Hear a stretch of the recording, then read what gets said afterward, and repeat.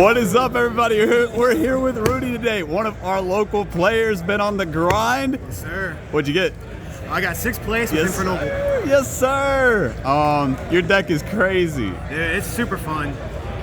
Before we get into it, any shout outs? Yeah, quite a few, man. Shout out Zane, shout out Thomas, shout out Connor, Cameron, everyone else who lent me cards, Matthew, Chase, Andrew for riding them up here. Yeah, everybody's basically let me assemble this deck, and it's been really helpful, especially people being able to help me get the testing, especially the testing with the cards in hand, if it's invaluable sometimes. So thanks to everybody out there, especially CM Games and YuGiOh. Hey, man. Well, we love to see it. Let's see the deck. This thing's crazy. I heard people talking about it today. Yes, sir. So I played Infernoble. This is a deck I really enjoy, and I thought it performed pretty well last week. I went X2 at the Georgia Regional, and was able to play well this week. So starting off with the main deck, 3 connector, 1 Aqua Dolphin. This stuff is degenerate. It's not even that strong because you're going full combo off of 1 card. It's strong because you're able to pivot your plays based on what your opponent has in your hand. So a lot of times I'm just like getting this out, even if I get shifted or even if they have multiple hand traps. A lot of times you can just rip their engine if you have big cards on field and then just sit with your non-engine, since you can actually play a lot in the new version of the deck. This stuff is just really degenerate, and it wins you a lot of games and you open this card plus anything else. Really, really strong. Fair. For the Infernobles, I played 2 YuGiOh and 2 Renaud. One of the issues with this deck going second is when you draw too many normal summons, and so I wanted to cut back on that, as well as like up the amount of situational extenders down to as little as I could while still being able to draw functional hands. And while YuGiOh and Renaud are good to draw together, you don't want to draw them with Turpin, with equip spells, with connector. It makes your hands way too fudgy. So 2-2 felt like was a good ratio. You can play more, you can play less. This just felt fine. Renaud is really insane because it lets you make an insane board.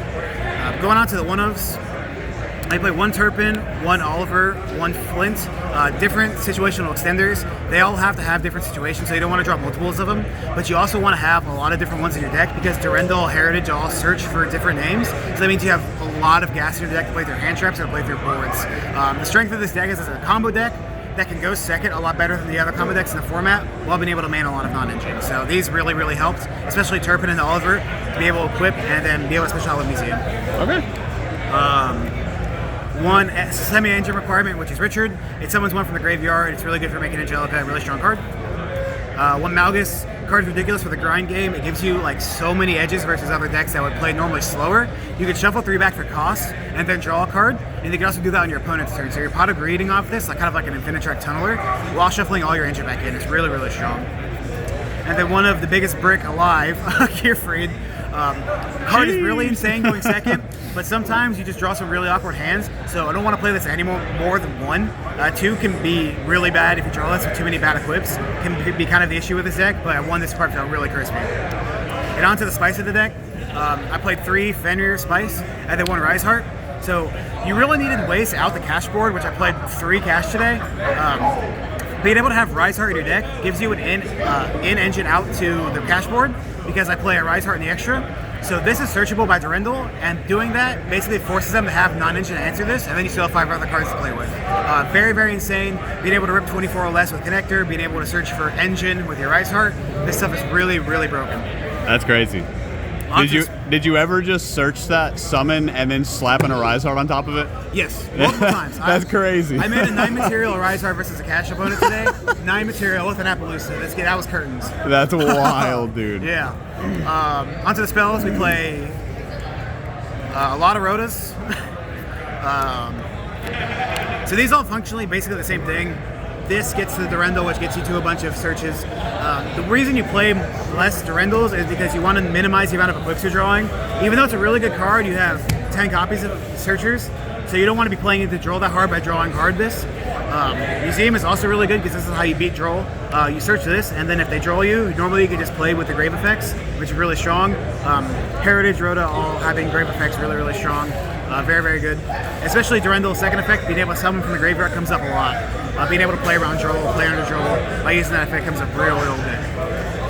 And then for the shitty equips, we play 1 Joyous, 1 DDR, and 1 Phoenix Blade. These are just suboptimal to draw. They're very, very good in deck when you can add it back with Renaud. DDR is really insane when you add this back with Renaud, because you're playing through hand traps, playing through Nave, playing through everything. And a lot of times you can make either a Baron or a second Charlemagne, which is very, very strong. And the Phoenix Blade is, of course, insane. And then for the non-engine, we play 2 tactics. I actually didn't draw this very much today, but in certain games, you could just draw and take, and then be able to either make an Appaloosa or be able to like link climb into your higher level links, very, very strong, or rip hand, which you can do a lot in this deck. It's like the best card in the game for a reason. Yeah. It's crazy. I love ripping 3 cards out of opponent's hand. Triple Book of Moon, very, Yes, very sir. stable card. Yes, sir. You want cards in your deck that, if you get hand trapped to all hell, you want to be able to set cards and be able to play for follow-up, which is that does a good job of doing. 3 Imperm. I almost cut this for Eclipse, but I think the amount of decks I played today, the variety made this card really, really strong, as well as Ash. Last week I played Droll. I think Ash was way better in the main today. Just very, very strong. 42 in the main. It felt really good. Onto the extra deck. We're playing 2 Assault, cards broken. 1 Angelica. Some people play more, some people play 2. I don't think you ever need the second one. A lot of times you can reborn this off Durendal or DDR. There's a lot of chances to get back into this. And if Cash is ripping this, you could just make Roland's. This card is also very strong. You want the second one because in grind games, when you're dumping and tagging out with this every single turn, you want to have bodies that come into to make this a free plus. This card is really, really good, as well as like sometimes you like tag this out, bring this out, and then make a free Baron on the next turn, and that can alone make you win the game. 1 Charles, because you don't need any more. If you're scared of Cash that much, just go Ash the Unicorn. Double Charlemagne. Card's absolutely insane. Getting multiple spell trap negates, getting pops, getting follow-up. This card does everything the deck needs. It's just a crazy, crazy piece of the hand board. 1 Baron. A lot of times you're actually making this on follow-up turns, or you're making this as part of your import to play around Super Poly. I didn't play into much Super Poly today, so I never really needed to make this. But in games where I'm like special summoning Gearfried, and then making this and adding back the Gearfried, it's really, really strong. 1 Apo. This helps play around Nib. It also helps play around when you draw like Renaud plus Connector, you're able to make this plus double Charlemagne. So you have 6 interactions, plus you're playing around Super Poly, plus you're adding a lot of follow-up to your hand.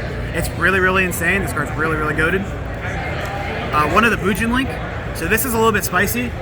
You make this because this deck is prone to drawing too many normal summons. So when you draw Fenrir at any level 4, say it's this, you can Fenrir effect search Rise Heart. Normal summon the Rise Heart, banish it to make it a 7. Then you can link off into this the link. Then it's going to turn this, which is level 4 in the graveyard and level 4 in hand. You're going to turn it into the new Battle Unboxer, which is going to search you a Fire Warrior to make a Soul with. So you're able to turn your non-engine into engine, and you're able to combo through. Like this always will end on Baron Charlemagne, which would be normally a suboptimal hand, or a hand that played through Ash. It didn't come up today because people weren't ashing my field spell. They were saving Ash way too long. But in the amount of times I drew Fenrir 4 plus Durendal, this card would have come up insane if I kept getting Ash. But luckily I didn't. When we play 1 Baguska, you get Shifter. This is our backup plan. With Fenrir and access to Rise Heart, this becomes a lot easier to make, especially if you like your opponent's drawing you and you have no other option. It's a very good card to set on when you play so much non-engine. 1 Rise Heart. So versus Cash, like I said, having the in-access out to the cash board is really, really insane because most people are not expecting it. And if you lose the dice roll game 1, it means your opponent is playing around it game 3, and they're probably playing suboptimally to play around the Durendal and the Rise Heart. So the threat of this alone will also make your opponent play poorly, maybe play into your hand traps or your non-engine, which is very, very strong. And of course, you pair that with the Zeus. You can make the Boxer make this because the Boxer can be targeted. It's a very, very strong card. Onto the sideboard. Let's play Triple Nib, Triple Droll. I just wanted to be able to beat other combo decks because I think my engine's a lot better than the combo decks. Just being able to blow them out and kill them next turn is really, really strong. Fair. 1 Duster, Triple Cosmic. I didn't play against any back row today, but I did snipe an anti-spell with the Cosmic since I'm usually siding this thing going second versus like the mid-range decks that can play those Floodgates, so it felt very good. Triple Eclipse. A lot of times I'm siding this thing going first as well because I, again, want the insurance policies of getting hand trapped to all hell. If I'm getting 2 to 3 hand traps after ripping a card with Connector, and I have a Book of Moon and a Book of Eclipse set, I'm never losing. And the same theory kind of with D-Barrier. This could be anything else that's going first related because you're wanting, again, insurance against, just getting hand trapped 3 to 4 times and then your opponent just goes off with a 1-card combo. You just want insurance against that because your engine is still really good. You're able to play through a lot. So that is the list. Your deck looks awesome, man. Congratulations again. I hope to see you with another one really soon. Yes, sir. I'll be there. All right.